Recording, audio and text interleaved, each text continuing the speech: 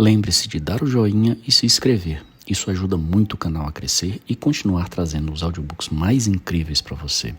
Seja muito bem-vindo e vamos nos deleitar com os sons da leitura.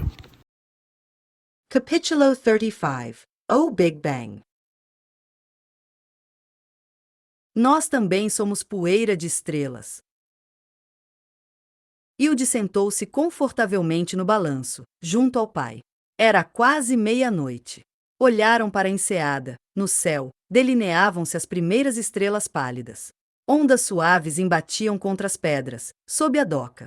O pai quebrou finalmente o silêncio.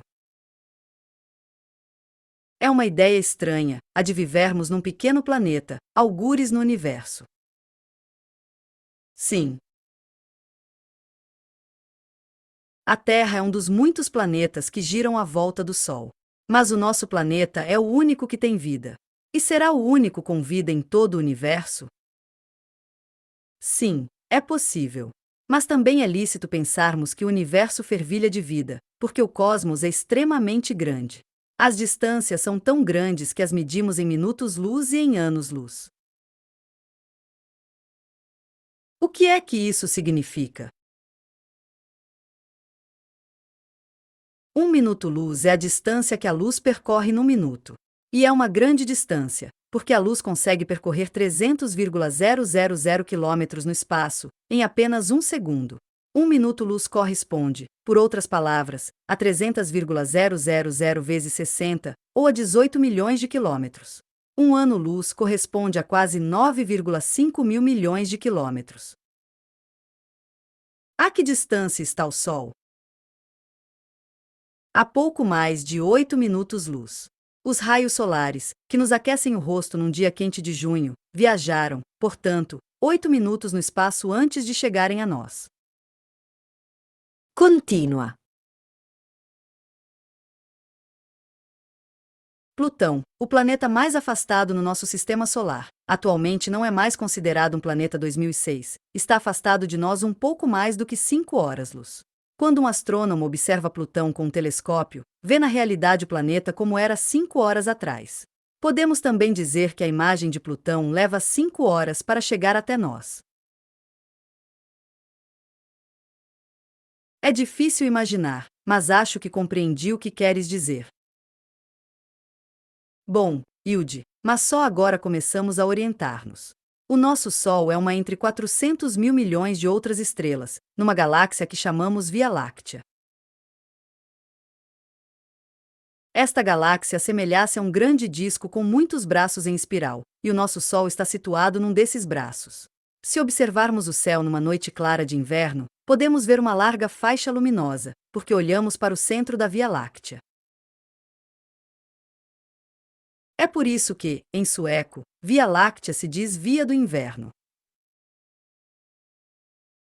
A distância em relação à primeira estrela mais próxima de nós na Via Láctea perfaz 4 anos-luz. Talvez seja aquela estrela que vemos lá em cima, sobre aquela ilhota.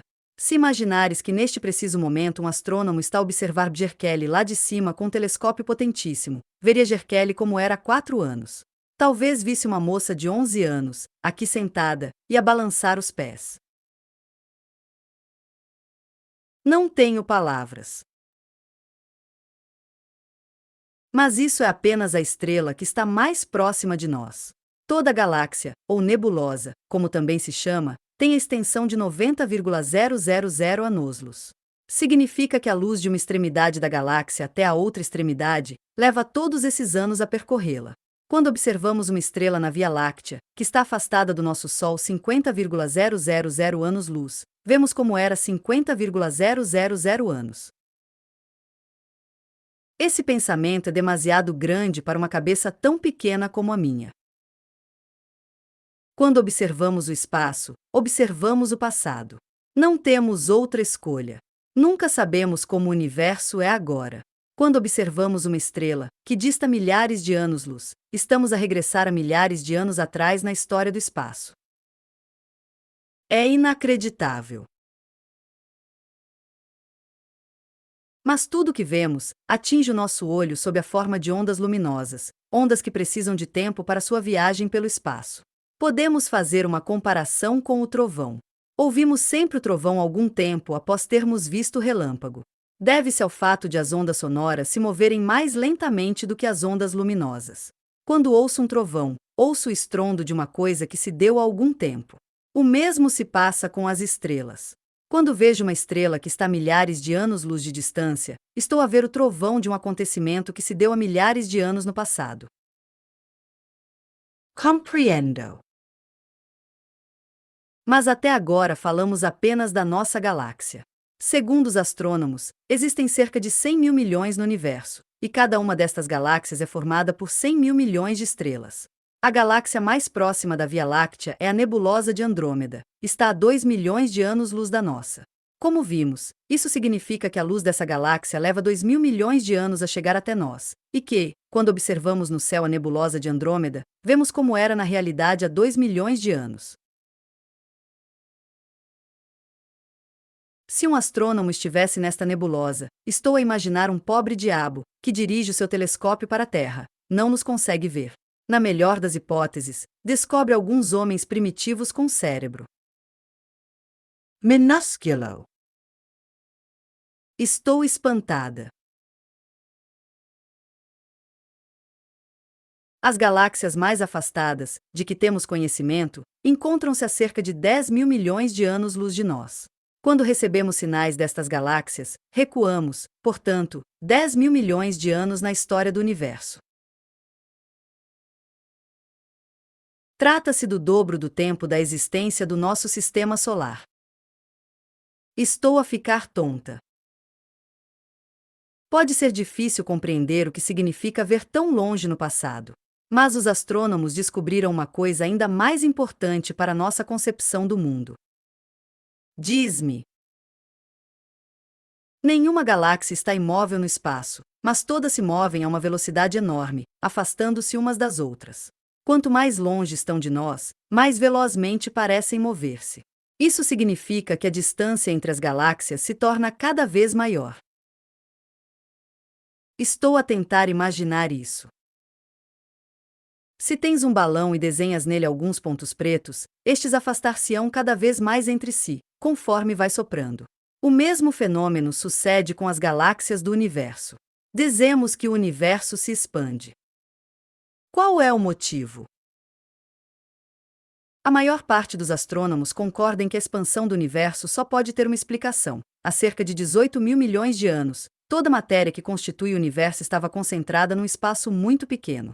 A matéria era tão densa que a força da gravidade a tornou extremamente quente. Por fim, a temperatura atingiu níveis tão elevados e a matéria era tão densa e compacta que explodiu. Esta explosão é chamada o Big Bang. Fico arrepiada só de pensar nisso. O Big Bang fez com que toda a matéria no universo fosse lançada em todas as direções. À medida que arrefeceu, formaram-se as estrelas, as galáxias, as luas e os planetas. Mas estavas a dizer que o universo continua em expansão? E isso deve-se justamente à explosão que se deu há milhões de anos. O universo não tem uma geografia intemporal. O universo é um acontecimento, uma explosão. As galáxias continuam a mover-se no espaço a velocidades enormes. E vai ser sempre assim? Há essa possibilidade, mas existe também uma outra. Lembras-te que Alberto falou a Sofia sobre as duas forças que permitem aos planetas manterem constantemente as suas órbitas à volta do Sol? Sim, não eram a força da gravidade e a da inércia. A relação que existe entre as galáxias é análoga, porque apesar de o universo continuar a expandir-se, a gravitação atua numa direção contrária. E um dia, daqui a alguns mil milhões de anos, talvez a gravitação faça com que os corpos celestes se contraiam novamente à medida que as forças provocadas por esta enorme explosão comecem a diminuir. Teremos então uma explosão ao contrário, ou seja, uma implosão. As distâncias são tão grandes que isto acontecerá lentamente. Podes compará-lo com o que sucede se deixares sair o ar de um balão. Isso significa que todas as galáxias serão comprimidas até formarem novamente um centro compacto? Vejo que compreendeste. Mas o que sucederá em seguida?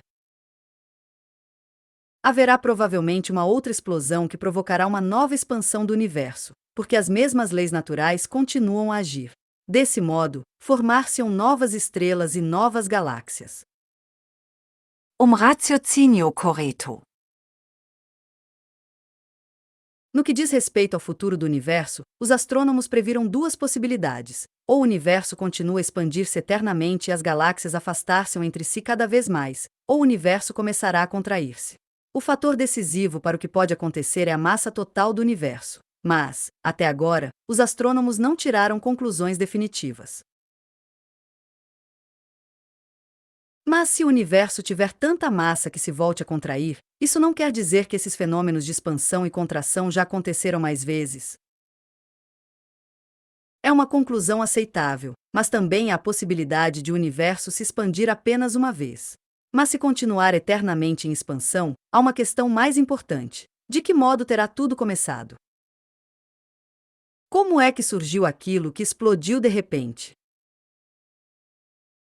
Para um cristão, é natural considerar o Big Bang como o momento da criação. Na Bíblia está escrito que Deus disse: "Faça-se luz". Talvez te lembres que Alberto explicou que o cristianismo tem uma visão linear da história. A ideia de que o universo continuará em expansão adequa-se mais à fé cristã. No Oriente, tem-se uma visão cíclica da história, ou seja, a história repete-se eternamente. Na Índia, por exemplo, encontramos uma antiga doutrina, segundo a qual o mundo continua a expandir-se e a contrair-se. Deste modo, há uma alternância entre aquilo a que os hindus chamam o dia de Brahma e a noite de Brahma. Este pensamento adequa-se mais à hipótese da expansão e contração do universo, segundo um processo cíclico eterno. Consigo ver à minha frente um grande coração cósmico que bate constantemente.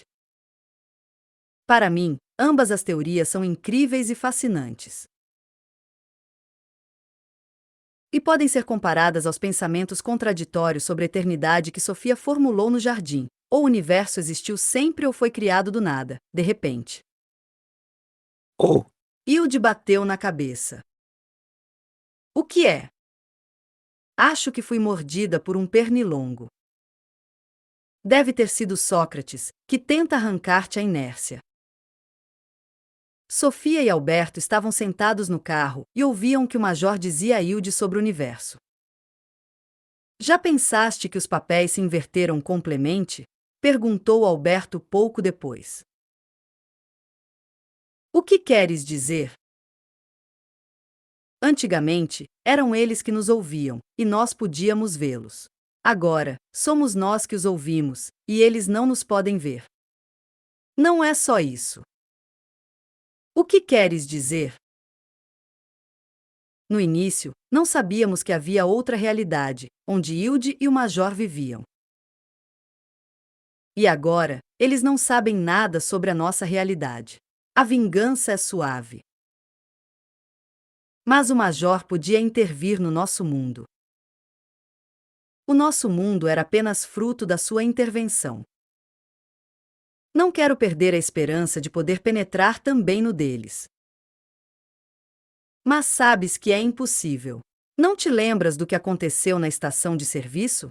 Eu vi como tentavas retirar aquela garrafa de Coca-Cola. Sofia ficou sentada a observar o jardim, enquanto o Major falava sobre o Big Bang, a grande explosão. Foi justamente aquela expressão que a fez ter uma ideia. Começou a remexer dentro do carro. O que é? Nada. Abriu o porta-luvas, onde estava uma chave inglesa, depois saiu do carro. Foi para junto do balanço e pôs-se em frente de Hilde e do pai. Primeiro, tentou atrair o olhar de Hilde, mas não conseguiu. Por fim, levantou a chave inglesa e bateu com ela na testa de Hilde. Exclamou Hilda. Em seguida, Sofia bateu com a chave inglesa na cabeça do Major, mas ele não reagiu. O que foi? Hilde olhou para ele. Acho que fui mordida por um pernilongo. Deve ter sido Sócrates, que tenta arrancar-te a inércia. Sofia deitou-se na relva e tentou empurrar o balanço, mas ficou imóvel. Ou teria conseguido movê-lo 1 milímetro. Está a levantar-se um vento frio. Não, está uma temperatura amena. Não é só isso. Há alguma coisa. Aqui. Só nós dois e esta suave noite de verão. Não, há alguma coisa no ar. O quê? Lembras-te do plano secreto do Alberto? Sim, claro.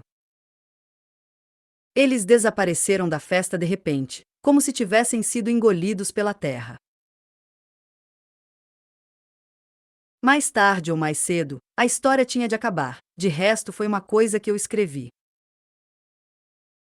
Sim, mas não escreveste o que aconteceu depois. Imagina se estivessem aqui. Acreditas nisso? Eu sinto isso. Papai. Sofia voltou a correr para Alberto. Impressionante, admitiu Alberto, quando ela voltou a entrar no carro com a chave inglesa na mão. Esta moça é dotada de poderes raros. Oh, Major. Pôs um braço à volta de Hilde. Estás a ouvir o som maravilhoso das ondas? Sim. Amanhã levamos o barco para a água. Mas estás a ouvir como é estranho o sussurrar do vento? Estás a ver como as folhas dos choupos tremem? Este é o planeta vivo. Tu escreveste que havia alguma coisa nas entrelinhas. Sim. Talvez também haja alguma coisa nas entrelinhas deste jardim. Bom, a natureza está cheia de mistérios. Vamos falar sobre as estrelas no céu. E em breve haverá também estrelas na água. Sim, e quando eras pequena chamavas-lhes fosforescências do mar, e de certo modo tinhas razão, porque as fosforescências do mar e todos os outros organismos são constituídas pela matéria que anteriormente estava junta numa estrela. Nós também? Sim, nós também somos poeira de estrelas. Que palavras bonitas! Quando os radiotelescópios captam a luz proveniente de galáxias que estão a vários milhares de milhões de anos-luz de distância, mostram-nos o aspecto do universo como era nos tempos primitivos. Vemos as galáxias mais longínquas, por assim dizer, logo a seguir ao Big Bang. Tudo que um homem pode ver no céu são fósseis cósmicos que têm milhares e milhões de anos. A única coisa que um astrólogo pode fazer é prever o passado. Por que as estrelas que formam as constelações se afastaram umas das outras antes que a sua luz chegasse até nós? Há alguns milhares de anos, as constelações tinham uma forma completamente diferente da que tem hoje. Não sabia. Quando a noite é clara, vemos a história do universo há milhões, sim, há 1.000 milhões de anos. De certo modo, voltamos a casa. Explica isso melhor. Nós também nascemos com o Big Bang, porque toda matéria do universo forma uma unidade orgânica. Nos tempos primitivos, toda matéria estava concentrada numa massa tão pesada que uma cabeça de alfinete pesava muitos milhares de milhões de toneladas. Essa matéria primordial explodiu devido ao excesso de gravidade e desfez-se em muitos bocados. Mas quando olhamos para o céu, tentamos encontrar um caminho que nos leve lá acima. É uma maneira estranha de pôr as coisas. Todas as estrelas e galáxias do espaço são formadas pela mesma matéria. Parte dessa matéria comprimiu-se. Uma galáxia pode estar a 1.000 milhões de anos-luz de outras, mas todas têm a mesma origem. Todas as estrelas e planetas são da mesma família. Estou a ver. E o que é essa matéria? O que é que explodiu há milhões de anos? De onde é que veio? Esse é o grande mistério. Mas é uma coisa que nos diz respeito, porque nós também somos feitos dessa matéria. Somos uma centelha da grande fogueira que foi ateada há milhões de anos. Já tinhas dito isso. Mas não devemos exagerar a importância dos grandes números. Basta agarrar numa pedra. Mesmo que fosse constituído apenas por esta pedra, das dimensões de uma laranja, o universo seria igualmente incompreensível. A pergunta continuaria a ser: de onde vem esta pedra? Sofia saiu do carro vermelho e apontou para a enseada.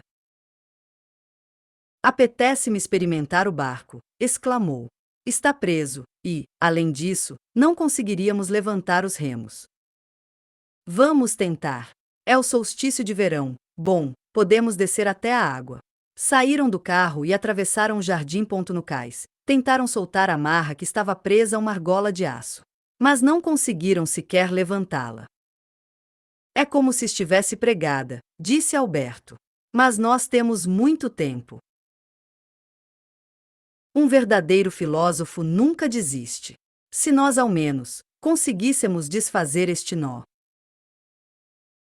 Agora há mais estrelas no céu, disse Hilde. Sim, é o momento em que a noite de verão está mais escura. Mas no inverno são mais brilhantes. Lembras-te da noite anterior à tua ida para o Líbano? Era o Ano Novo. Foi nessa altura que decidi escrever-te um livro de filosofia. Tinha estado numa grande livraria de Kristiansand e também na biblioteca, mas não encontrei nada que se adequasse aos jovens. É como se estivéssemos no cimo de um dos pelos da pelagem delicada do coelho branco. Será que está alguém lá fora, na noite dos anos-luz? O barco está a andar à deriva, exclamou Hilda. Sim, é verdade. Não entendo. Ainda antes de tu chegares, fui verificar se estava bem amarrado. A sério? Isso faz-me lembrar quando a Sofia se serviu do barco do Alberto. Lembras-te que andou à deriva no lago? Vais ver que foi ela outra vez, disse o major. Brinca, brinca, mas durante toda a noite senti que alguma coisa aqui. Um de nós tem de se atirar à água. Então vamos os dois, papai. Fim.